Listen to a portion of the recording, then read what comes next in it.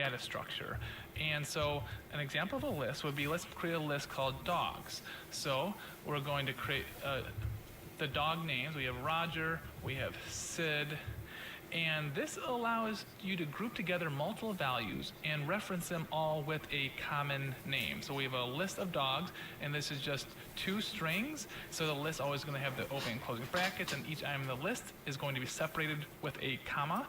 And a list can hold different types of values. So these are all strings, but we can have a string, an integer, a string, a boolean, and you can mix different types of data types in a single list. And then you can check if an item is contained in a list with the in operator. So we talked about the in operator earlier, but let me show you how that works. So we're going to print. Here's where we can use the in operator. We're going to check if Roger is in dogs. So let's see. So run that, true. But now let's check if Bo is in dogs. Well, false, because it's checking. So this is how you can check if an item is in a list. You can also define a list as an empty string. So I could actually just remove all this, and now we just have an empty list. And this is obviously still going to be false because there's nothing in that list. But let's go back to when we had some items in the list. And you can reference items in a list by their indexes, starting with 0. So I'm going to do dogs, and then I can use these brackets. So, and now I'm going to put so this is where we're going to reference an item from the list, and I'm going to type in 0, which will be this item right here, Roger. Or I could put 2, and it's going to do 0, 1, 2, and now we're going to have Sid. And the same. And you can use this same notation to update an item in a list. So I'm going to add another line of code here and put dogs2 is going to equal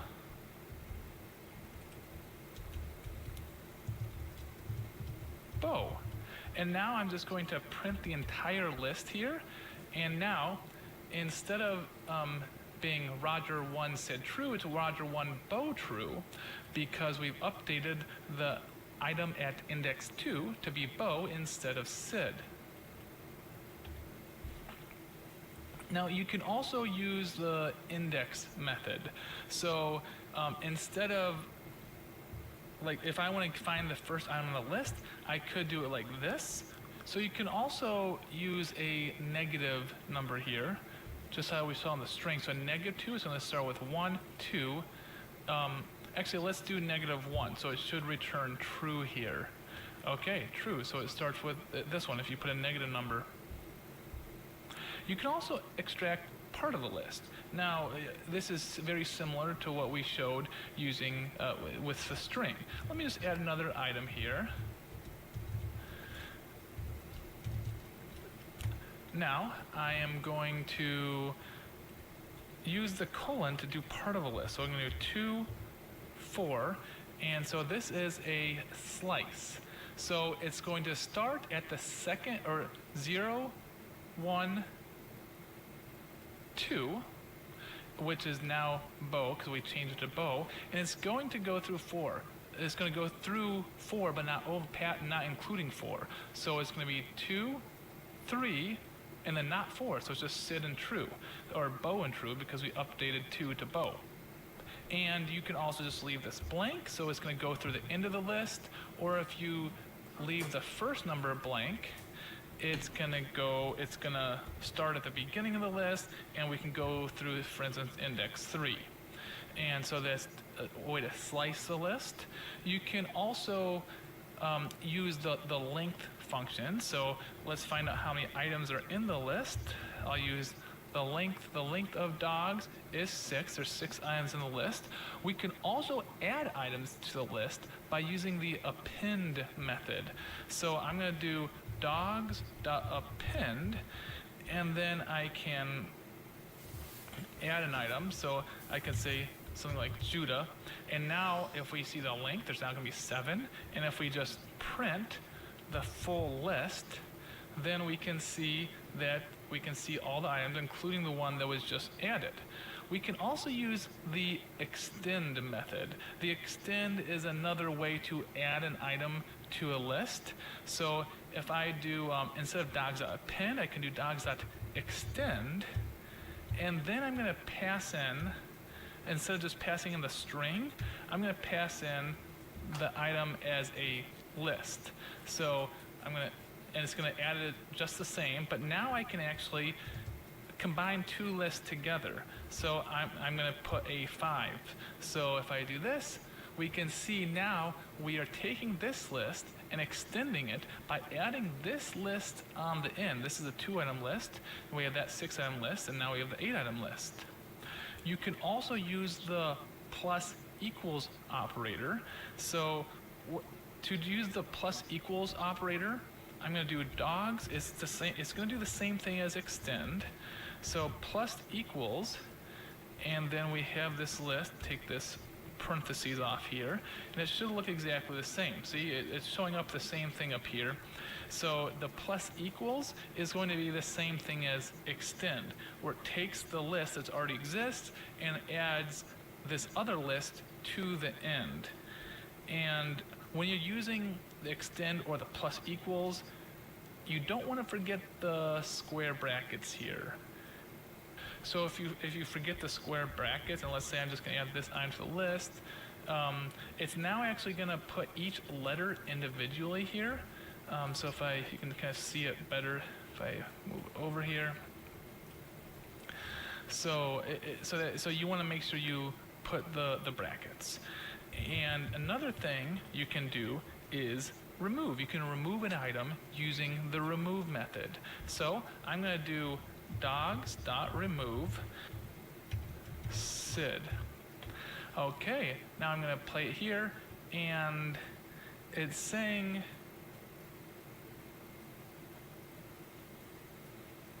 what did I do wrong here? Oh, obviously I'm removing sid, but we've already changed the element of sid to Bo, so let's remove Quincy, and let's try that. Okay, so now there's no Quincy. So another common thing to do, another common list method is pop. So if I do dogs.pop, it's going to remove and return a single item. So first I'm going to do print dogs.pop, and then I'm going to print dog. So first it's going to return 5. That was the last item that we added onto the list. And now when I print the list, that item's onto the list. So pop is going to remove the last item from the list, and it's going to return the last item. It's going to return and remove the last item from the list, and then it's not on the list anymore. Now let's make this, let's simplify this. Just go back to the initial list, and I'm going to change this to items. Now I'm going to show you how to add an item in the middle of a list at a specific index. You can use the insert method. So I'm going to do items.insert. I'm going to put the index, which is we're going to insert at the index number 2, and the item is going to be test. And then I'm just going to print that, print items, and then I'll run that, and then we can see at index number 2, we now see the item test. Now to add multiple items at a specific index, you need to use slices. So let me show you how you would do that. So we're going to do a slice, and then I'm going to set that equal to test1, test2. We print that. So now you can see we have test1 and test2 right here, kind of right behind this search thing here. And we've inserted multiple items into the list, starting at index 1. Now you can also sort a list. So if I do, here we go, items.sort, it will sort the list. But you have to make sure, okay, we have an error. It's not supported between, we have a combination of ints and strings. So let's make it so it's all strings in the list. And then it should be able to sort it. Okay, now the strings are in alphabetical order. And if we were using integers or floats, then they would just be in numerical order. Now, one thing that's interesting about that, if I change this to bow, you'll see now we have this at the beginning and this at the end. The sort method orders uppercase letters first and then lowercase letters. So to fix that, actually to make it make more sense, we're going to change that to Bob. And to fix that, within the sort, I'm gonna put key equals str dot lower. And now it's going to sort these correctly how you would imagine, not caring about uppercase or lowercase letters. Sorting modifies the original list content. So to avoid that, you can copy the list content using, let me show you. If we do items copy equals items, and then we make a slice with nothing at the beginning and nothing at the end, so it's going to start at the beginning of the list to the end of the list. And now we can have a copy, and I can print items copy. So if I print that, so now we see we have the sorted list that we ran the sort on, but we also still have the original list. So with all the words in the original order. And there is also a way to sort a list without returning a new list. There's also a way to sort a list without modifying the original list. So instead of copying a list, what I'm going to do is instead of doing items.sort, we're going to use a global function called sorted. So in the sorted function, we are going to pass in two parameters. So first is the list, items, and then the second is how we're sorting it. So this just makes sure that the case of the letters don't matter. And then I'm just going to print that. Now if I run this, you can see we printed the sorted list, and now we're printing the list, and it's no longer sorted because this created a new list without modifying the original list. Okay, now let's learn about another data structure called tuples. So this time I'm going to put tuples. So we're using a comment here. So tuples are another fundamental Python data structure. They allow you to create immutable groups of objects. This means that once a tuple is created, it cannot be modified. So we already saw that we can modify lists, but a tuple, you can't even add or remove items. They're created in a way similar to lists, but using parentheses instead of square brackets. So for instance, I'm going to do names equals, instead of using square brackets, we're going to do parentheses, Roger and Sid. Okay, so a tuple is ordered like a list. So you can get its values by referencing an index. So I could say, for instance, names, and if I do the bracket, I could put a 0 here to return Roger. And then you can also use the index method. For instance, names dot index, and then I can pass in something like Roger, and then this is going to return 0 because it's going to get the index number of that. So as with strings and lists, using a negative index will start searching from the end. So I could do -1 to start, not -0, -1 to start searching from the end here. And you can count the items in a tuple with the length function. So I could do, if I do length and then do names, if I printed that, it would just print 2 because there are 2 items in that tuple. Then you can also check if an item is contained in a tuple with the in operator, very similar to a list. So I can do, this time I will print it. I'll do print Roger in names. So if I print that and run it, we'll see true because Roger is in the names. And then you can extract part of a tuple using slices, just like we could do with strings and lists. So I could do names, and then I could do 0 starting at the 0, 2.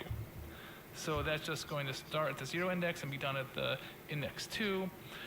And then you can use you can get a sorted version of the tuple using the sorted global function. So remember, when we were looking at lists, when we used the sorted function, it created a new list. So when we're using the sorted function for tuples, it creates a new tuple. So I can say sorted names, and this would put them in alphabetical order. They already are in alphabetical order, but say there is one more word in this list, and then I can print this to print the sorted version, but it's not actually going to modify the list because you cannot modify a tuple. And then you can create a new tuple from existing tuples using the plus operator. So I could say something like new tuple equals names, and then I could use the plus operator, and then I would just say Tina and Quincy. I could add so these will combine 2 tuples into a new tuple, but you can never, like I said, you can't actually modify the original tuple. Now let's learn about dictionaries. Dictionaries are another very important Python data structure.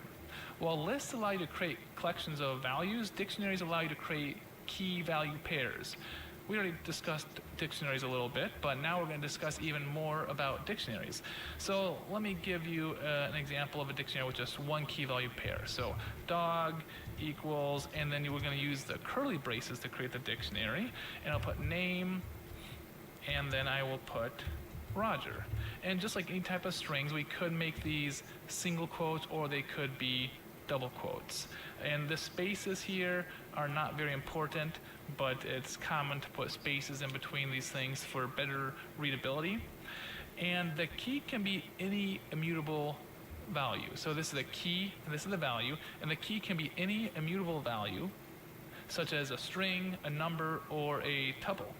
The value can be anything you want. So a dictionary can contain multiple key value pairs. So like for instance, we got the name, we can have age, and that's going to be 8.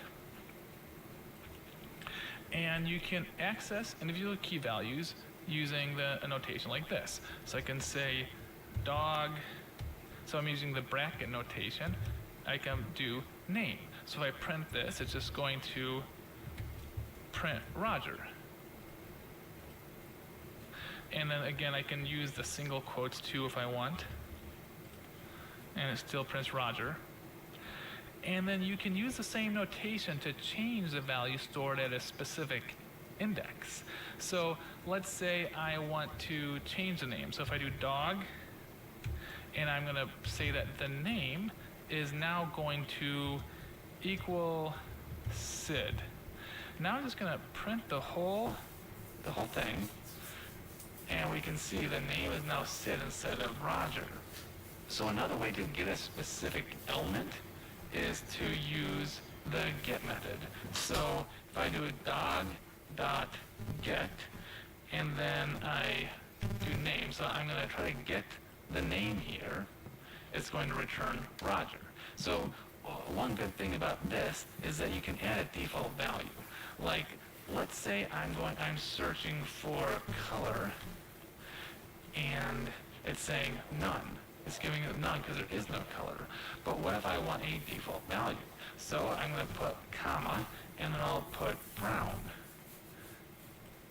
So now if it cannot find the color in the dictionary, it's going to return brown. But if it can find the color, like let's say color and this is a green dog. Okay, it'll return green. So with the bracket notation that I was showing you earlier, you cannot have a default value. So that's one good thing about the get method. Now, you can also use the pop method to retrieve the value of key and delete the item from the dictionary. Well, we also showed the pop method for lists. So, for instance, I can say get.pop, and then I will pass in name. And then right after that, I'm just going to print dog, the whole dictionary. So first we're going to get Roger, and then when I print the dictionary here, it's not going to show Roger anymore because we deleted it. Pop will return the item and delete the item. Now you can also use a method called pop item. The pop item method, well, let me show you that one, pop item. It's going to retrieve and remove the last key value pair inserted into the dictionary. So in this case, it should be color. So if I run this, it's going to return color green. And now when I print out the dictionary, it's not going to show color green because that was already removed. It removed the last item. You can also check if a key is contained in a dictionary by using the in operator. So we're going to try to find out if color is in dog. If there's a key called color in dog, we run that and it says true. Another thing we can do is get a list with the keys in the dictionary using the keys method. So if I do dog.keys, and then we'll run that, it's going to show the keys. So the keys are name, age, and color. We can see that it's inside the single dict keys, but we can also pass this into list, so we return just the list part. So now we can see it's just an actual list, name, age, and color. And then we can do the same thing with values. So instead of dog.keys, let's do print dog.values. We'll print that, and you can see we have Roger 8 green. We can pass it into a list to return just the list here, Roger 8 green. And then finally, if we just do items, it's going to return all the items in the list, or all the items in the dictionary, and convert it into a list. So you can see this is the first item on the list, this is the second item, and then we have the third item.